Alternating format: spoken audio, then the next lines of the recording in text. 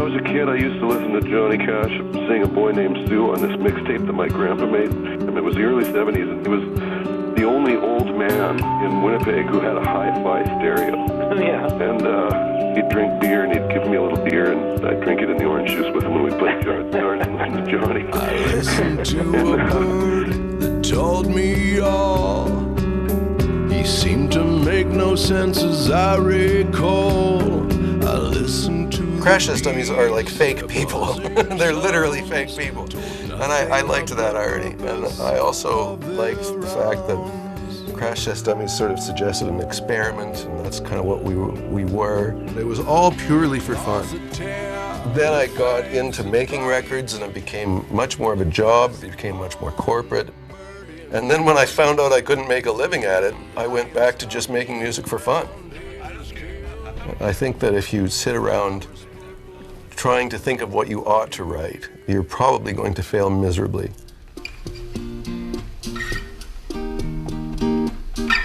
Yeah.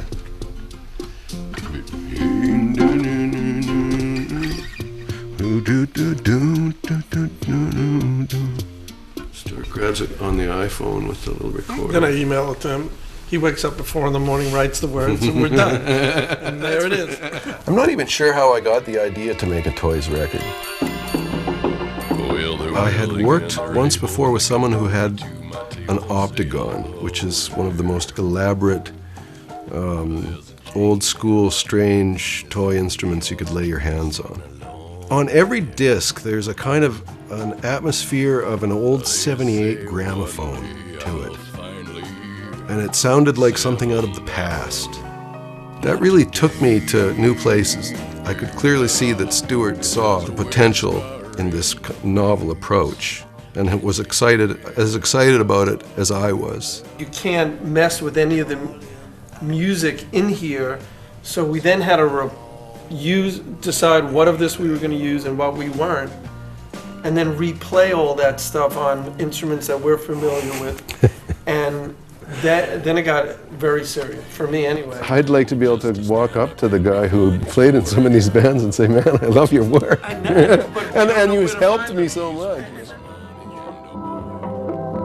So what you'll hear is just what I just...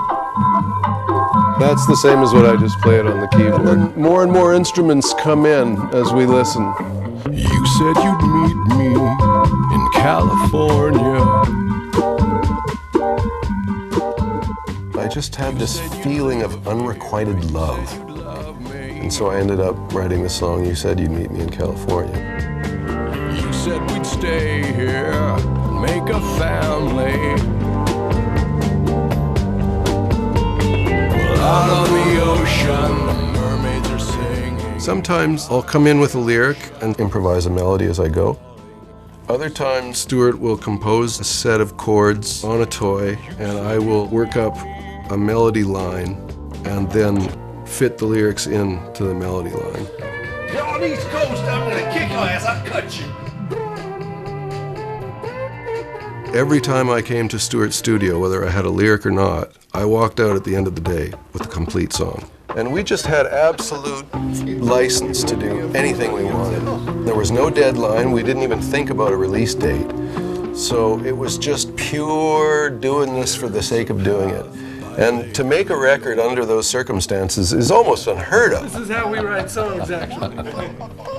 I already have a melody. This will be on our next record. All these discs have styles of music that both of us would never sit down and think of, hey man, let's write a bossa nova today. It's not. Yeah. Exactly, or a did. big band. And we thank the machines. We thank you so much for inspiring that and taking us in directions that I know I would never have found. Yeah. Once there was this kid who got into an accident and couldn't come to school, but when... I have gone out of my way to not write love songs because they're just too easy and they're too cheesy, and I made an exception at this point in my life with this track called Beautiful. My backup singer Ellen was shocked when she saw the lyrics. She said, what happened to Brad? Is he on ecstasy or something? Like, he's never written a happy song in his life. That's what gives me pleasure, is to make a different record every time. It frustrates record companies and fans, but I've been fortunate to have some open-minded people. We turn our water into wine. It's something we do all the time. It doesn't cost a single dime, and it's beautiful.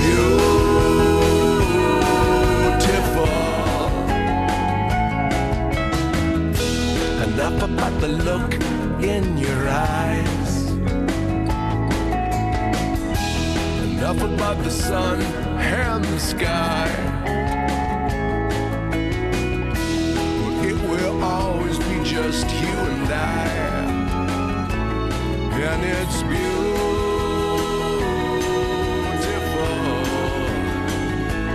Yes, it's beautiful.